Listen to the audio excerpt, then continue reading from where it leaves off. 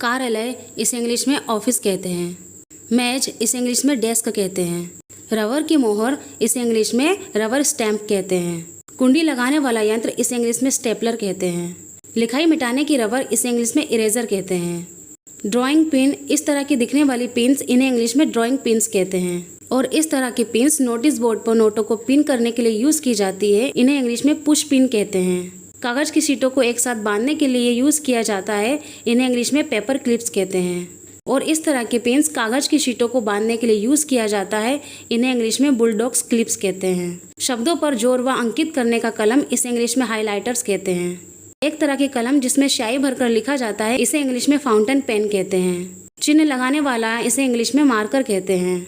और इस तरह की कलम इसे इंग्लिश में पेंसिल कहते हैं। गोल नोक वाली कलम इसे इंग्लिश में बॉल पॉइंट कहते हैं।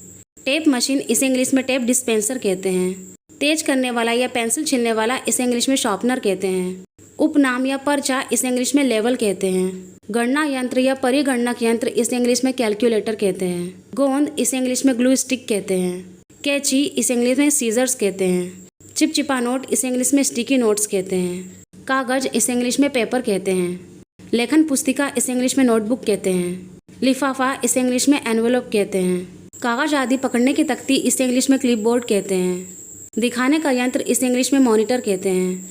कुंजी पटल इसे इंग्लिश में कीबोर्ड कहते हैं। संगणक इसे इंग्लिश में कंप्यूटर कहते हैं। छुट्टे कागज आदि रखने की एक युक्ति इसे इंग्लिश में फोल्डर कहते हैं। फाइलें रखने की अलमारी इसे इंग्लिश में फाइलिंग कैबिनेट कहते हैं। दूरभाष इसे इंग्लिश में टेलीफोन कहते हैं। घूमने वाली कुर्सी इसे इंग्लिश में स्विवल चेयर कहते हैं। रद्दी कागज की टोकरी इसे इंग्लिश में बेस्ट बास्केट कहते हैं। सो फ्रेंड्स, आज के क्विज है फर्स्ट टेप मशीन, सेकंड लिफाफा, इन्हें इंग्लिश में क्या कहते हैं कमेंट्स करके कमेंट्स बॉक्स में जरूर बताइएगा। और अगर वीडियो अच्छी लगी हो तो लाइक शेयर सब्सक्राइब जरूर कीजिएगा। Thank you for watching my video.